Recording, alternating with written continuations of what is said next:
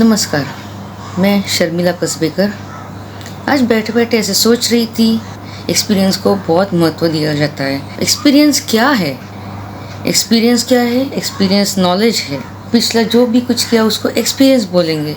जहाँ पे हमने मिस्टेक्स की होंगी बस नहीं करने के लिए, उसमें एक्सपीरियंस यूज़ होता है। एक्सपीरियंस डिसीजन मेकिंग में कितना हेल्प करता है? गाइडेंस के लिए हेल्प करता है या ओवर कॉन्फिडेंस के लिए, या फिर एक्सपीरियंस से हमेशा सक्सेस मिलता ही है? ये विषय पे आज एक आपको मैं छोटी सी एक कहानी बताना चाहती हूँ, जिससे आप ही डिसाइड कीजिए कि एक्सपीरियंस हमें कितना डिसीजन मेकिंग में उसका महत्व रखना चाहिए।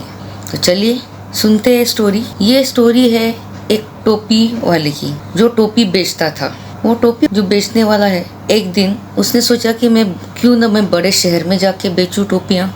तो चल पड़ा शहर जाने के लिए। शहर जाने का था तो उसको जंगल का रास्ता पार करना था। वो पार करते समय उसने सोचा कि मैं बहुत थक गया हूँ, अभी तो मैं चल नहीं सकता। जैसा जंगल में आ गया अंदर, तो एक झाड़ के नीचे उसने सोचा कि मैं थोड़ा सा बैठ के आराम कर लूँगा। वो आराम करने बैठ भी गया। अपने टोपियों का पूरा बंडल जो बेचने के लिए लेके जा रहा था वो उसने साइड पे रख दिया। थका हारा बैठे बैठे, उसको क्या पता था कि उसको आँख लगने वाली है, सो गया। जैसे उठा, देखता क्या है, अरे मेरे टोपियों का बंडल किधर गया, थैली किधर गई? मेरी टोपियाँ ही नहीं थी, सिर्फ एक टोपी उसके सिर पे थी, उतनी। सब जगह ढूंढने लगा। बाद में उसने जब ऊपर उसका ध्यान गया, तब उसको पता चला कि जिस झाड़ के नीचे वो सोया था, वो झाड़ पे बहुत सारे बंदर थे, और ये जो टोपियाँ थी ये सब बंदर लेके गए थे, और सब बंदरों ने पहन ली थी ये टोपियाँ। अभी तो ये मुश्किल में पड़ गया। बोला अभी मेरा तो नुकसान होगा, पूरा टोपियाँ तो बंदर लेके बैठे हैं, मैं क्या बेचूंगा, क्या करूँ अभी? उसको बहुत गुस्सा आया। सब बंदर उसको, जैसा वो करता था वैसा बंदर भी करने लगे। वो गुस्सा करता था तो बंदर भी गुस्सा करने लगे। वो आवाज़ करता था वैसे ही बंदर भी आवाज़ करने लगे। बाद में उसने सोचा कि अरे मैं गुस्सा कर रहा हूँ, ये सही है क्या? मेरा टाइम जा रहा है और टोपी भी नहीं है मेरे पास, मैं इससे बगैर नहीं जा सकता शहर, क्या बेचूंगा? उसने देखा कि जो भी वो कर रहा था, बंदर सब उसको देख के वही कर रहे थे। तो उसको एक आइडिया आया। उसने क्या सोचा, क्यों ना मैं ऐसा करूं कि बंदर मुझे मेरी टोपियां वापस करे। तो उसने पहला क्या किया, उसने पहला हाथ उठाया, तो बंदर ने भी हाथ उठाए। सब बंदर लोगों को देखा तो हाथ उठाया। वो आवाज़ देके वैसे ही बंदर लोगों ने भी आवाज़ किया। वो बोला कि चलो ये तो सही कंफर्म हो गया कि जो मैं करता हूँ तो ये करते हैं। बंदर की तरफ एक पत्थर लेके मारने का उसने प्रयास किया। सब बंदरों ने भी यही काम किया। अभी एक ही था। आखिर में उसने अपनी टोपी जो थी वो सिर से उठा के नीचे पटक दी जमीन पे। जैसे उसने पटक दी तो सब बंदरों ने भी अपनी टोपियाँ निकाल के जमीन पे पटक दी। इससे क्या हुआ, टोपी बेचने वाला बहुत खुश हो गया। फटाफट अपना टोपियाँ कलेक्ट करके थैली में बांध के तुरंत उधर से निकल पड़ा, और अपने डिसीजन पे बहुत खुश था। सीख इससे क्या मिली, शांत मन से अगर हम सोचेंगे तो सब हल निकलता है और सक्सेस मिलता है। बराबर यही कहानी हम आगे अगर देखेंगे अगला जनरेशन के हिसाब से, 5-6 बरस के बाद ये जो टोपी बेचने वाला बंदा था, उसका पोता था, वो भी टोपी बेचने लगा। उसने भी सोचा क्यों ना मैं शहर जाके पैसा कमाऊं, मैं शहर जाके टोपी बेचूंगा। उसको भी जंगल से निकलना था, वही रास्ता था। तो एक दिन उसने ठान ली कि आज मैं शहर जाऊंगा। जैसा उसने सोचा वैसा ही वो निकल पड़ा। जैसा अपने दादाजी ने किया वैसा ही उसने भी सोचा कि चलो मैं बहुत थक गया हूँ, मैं थोड़ा सा आराम करता हूँ। और कोइंसिडेंटली कि वो भी सेम झाड़ के नीचे आराम करने के लिए बैठ गया। अपना टोपियों का थैला लेके बाजू में रख के बैठ गया। एक सिर पे उसकी टोपी थी, बस उतना ही। बैठे बैठे थका हारा ये भी सो गया। बाद में थोड़ी देर के बाद उठने के बाद उसने क्या देखा, वही देखा जो उसके दादाजी के साथ हुआ था। कि उसको तो पता था उसको टोपियाँ नहीं मिली, तो कहाँ गया? तो उसने सीधा डायरेक्ट ऊपर देखा, तो देखा कि अरे वापस ये टाइम बंदर नहीं लिए है। मेरा शक सही था। तो सब बंदर टोपियाँ डाल के बैठे थे।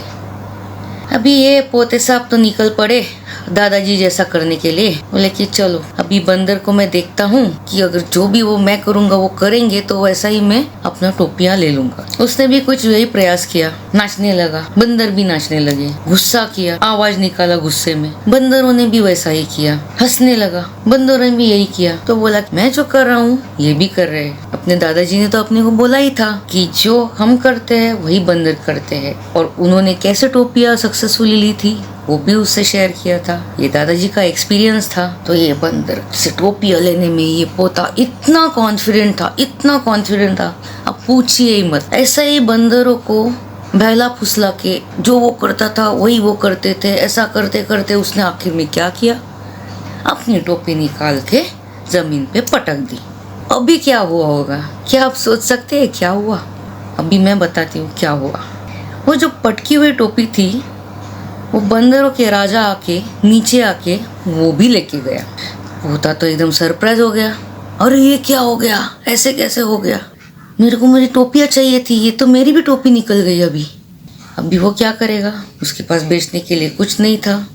बोला दादाजी ने बोला था मेरी टोपियाँ मिली तो वैसे ही मैंने सोचा हो जाएगा। तभी जो बंदर इसकी भी टोपी लेके गया था, जो बंदरों का लीडर था, वो नीचे आके वापस इसको बोला, भाई साहब आपके दादाजी है तो क्या हुआ, हमारे भी दादा दादी होते हैं ना, इन्होंने भी हमें कहानी बताई है। तो इससे सीख क्या मिली? एक्सपीरियंस हमेशा गाइडेंस होता है। पूरा उसके ऊपर डिपेंड रहेंगे तो सफलता मिलेगी या ना मिलेगी, ये एक बड़ा क्वेश्चन मार्क रहता है। आई थिंक आप एग्री करोगे इसके ऊपर।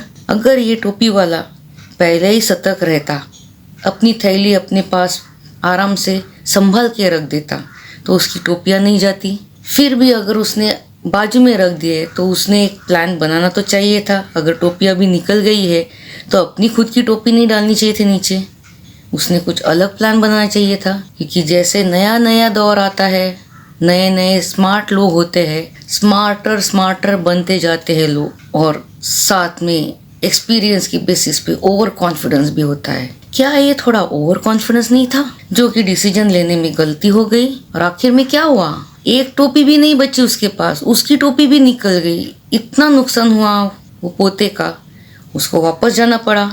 इतना चल के आधा रास्ता आ गया था जंगल में, वापस गया पीछे घर बगैर बेचे टोपियाँ अपना नुकसान करके। तो ये थी कहानी।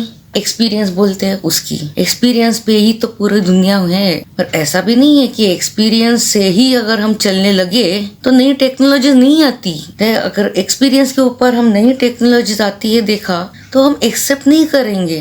मेरा ये एक्सपीरियंस है तो मैं कैसे एक्सेप्ट करूं, मैं खुश हूँ नहीं। अगर आपको एक्सप्लोर करना है, आपको और कुछ चाहिए नया नया, आपको और कुछ बेहतर चाहिए, आपको ग्रो करना है, तो आपको बिलीव करना है, एक्सपीरियंस उसके ऊपर विश्वास रखो और साथ ही साथ अपना रिस्क लेके आगे चलो। तो ये जो चीज़ है आप सही में ध्यान में रखिए, ये कहानी कभी मत भूलिए। और उसका दूसरा पहलू, पोते वाला पहलू तो सबको पता नहीं होगा, ये तो मैं कॉन्फिडेंट हूँ। तो इसके लिए मैं बोलती हूँ कि एक्सपीरियंस जो है पूरा उसके ऊपर मत रहिए, वो एक गाइडेंस करके ले लीजिए, आपको कॉन्फिडेंस मिलेगा। पर आगे चलने के लिए चेंज इज कॉन्स्टेंट, बगैर चेंज के कुछ नहीं है ये दुनिया में। क्या आप बिजनेस में आपने सोचा है कि आप ग्रो कर रहे हो?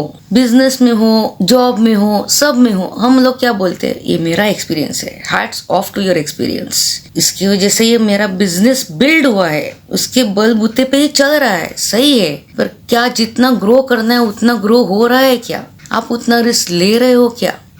आप नया टेक्निक्स यूज कर रहे हो क्या? जैसे कि एक्सपीरियंस मतलब मैं बोलूँगी मार्केटिंग का एक्सपीरियंस। मार्केटिंग में अभी नया नया मार्केटिंग भी आ गए। एक ट्रेडिशनल मार्केटिंग जो कि होर्डिंग्स होती है, न्यूज़पेपर, प्रिंट मीडिया और क्या, TV ads, radio etcetera etcetera, इन सब में बहुत खर्चा होता है और ये थोड़े पीरियड के लिए सीमित होता है। पर अभी जो नया आया है डिजिटल मार्केटिंग, क्या आपने इसको इस्तेमाल किया है, महसूस किया है इसका रिजल्ट्स? अपनी ये रिस्क ली है? मैं तो बोलूँगी श्योरली आप रिस्क लीजिए। आप सोच समझ के पूरा प्लान बनाइए। उसके लिए आपको डिजिटल मार्केटिंग क्या है वो समझना है। अगर आपको डिजिटल मार्केटिंग क्या है समझना है और सीखना है तो आ जाइए डिजिटल आज़ादी क्लास में।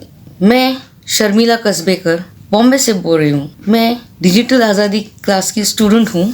मैंने पहला पड़ाव क्रॉस किया है, यानी कि बेसिक्स जो डिजिटल मार्केटिंग के है मैंने पूरा पढ़ लिया है। बहुत ही मस्त था। संदीप बंसाली सर जो मेंटर है डिजिटल मार्केटिंग के लिए मेरे लिए, उन्होंने मस्त सिंपल वे में हिंदी में सिखाया। ऑनलाइन है कोर्स, सिंपल वे में लाइव सिखाते हैं, साथ में आपको रिकॉर्डिंग्स भी मिलती है। देखो रिकॉर्डिंग्स को, प्रैक्टिस करो और खुद प्रैक्टिस लेते हैं वो। और क्या चाहिए आपको? ये तो पता है आपको, experience, practice, risk all put together leads to success and your confidence, right?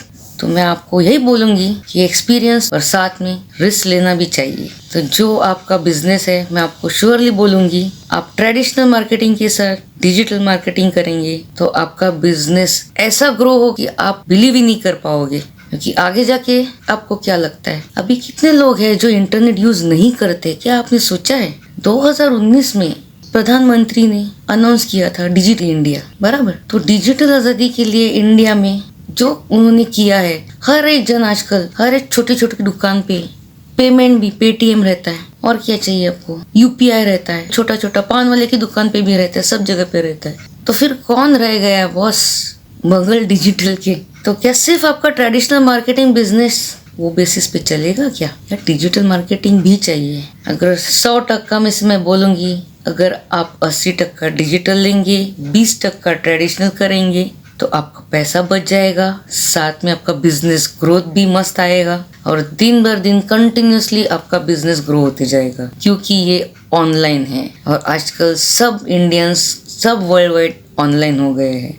तो मेरा रिक्वेस्ट है कि अपना बिजनेस श्योरली डिजिटल मार्केटिंग के बेसिस पे चला के देखिए और सक्सेसफुल रहिए। All the best. Thank you very much.